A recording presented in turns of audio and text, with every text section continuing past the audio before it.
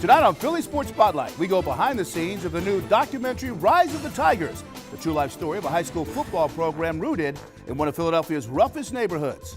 And as the Fightins continue to find themselves, a couple of Phillies reach some personal milestones. And speaking of milestones, Philadelphia's own Dawn Staley gets a call to the Hall.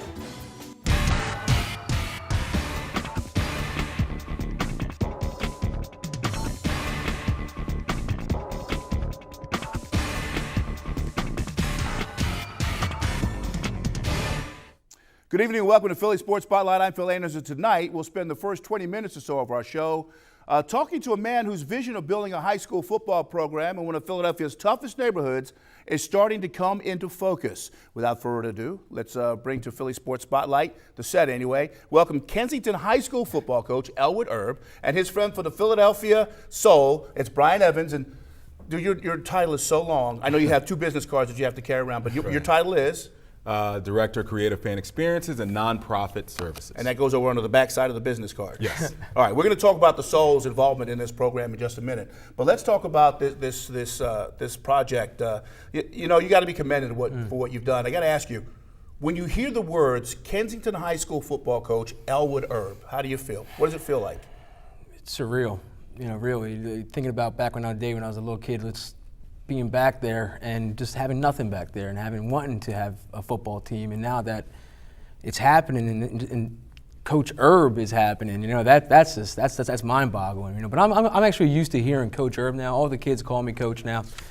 It's something that I've gotten accustomed to from my kids. But when my friends call me Coach, that's still getting used to. You're so mild-mannered, though. Are you sure you're cut out to be a coach? You can see some footage of me online. I'm sure you can see some footage. You can find that. Yeah, that's a shot right there. That wasn't pleased with that result. But no, I've worked at Kensington High School for the last 8 years, so I've learned to control emotion when need be and exert exertion when I have to. And you know, it's.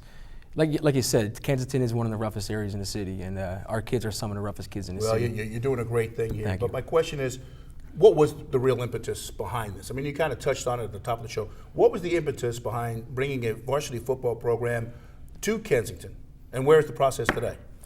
Well, the whole idea behind it was to give the kids and the community somewhere to come together and to exhibit all their hard work that they can put into football and their talent and their passion.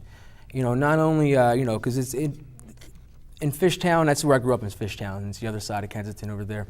And there's always been a divide. You know, there's always been this neighborhood divide, Port Richmond, Kensington. What I would like to see is things come together, you know, and people come together on a Friday night and see our young people play football, you know, and root them on and have a hometown team. Because, you know, there's some powerhouses in the public league. You know, you get the Washingtons and Northeast, Central, you know, that's where I went to school and played.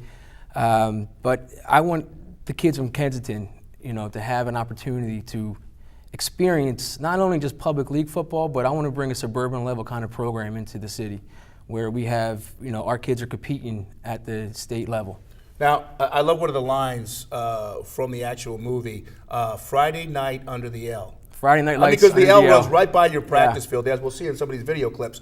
But the wonderful thing about this, us being here today, is the wonderful clips that we have.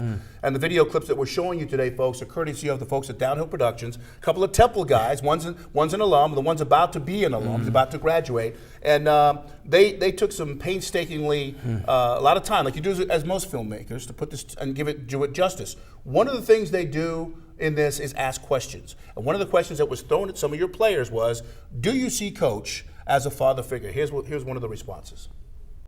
Never have I thought a father. I just thought about an older best friend. Because if I ever had to ask somebody something inside of him or any of the other coaches, but it's hard to ask another coach when Erb gives you like his like opinion, like positive opinion. He's not going to tell you something that he might want me to hear. He tells me what he thinks, not what he thinks I want to hear. He was the one he was actually the one who started planning to get football into our school. And ever since he got football, to me, he's like a hero. Like a hero. Do you feel like a hero? I wake up in the morning and go to work.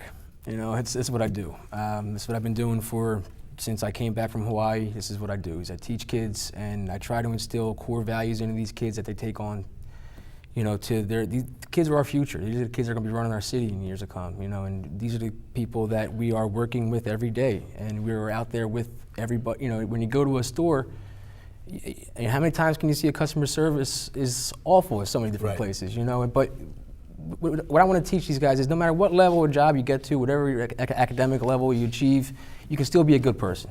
Well, And, you know, talked about some of the people that you work with. Some of those people you work with are the Philadelphia Soul. And that's what we're going to bring Mr. Brian Evans back in here. And Brian, tell us, how are you guys affiliated with this program and Coach Herb? Well, one of the things that we do, the Philadelphia Souls, we get out into the community and we try to find great stories, kind of like what you do. I mean, there's so many stories in this whole area that never get heard.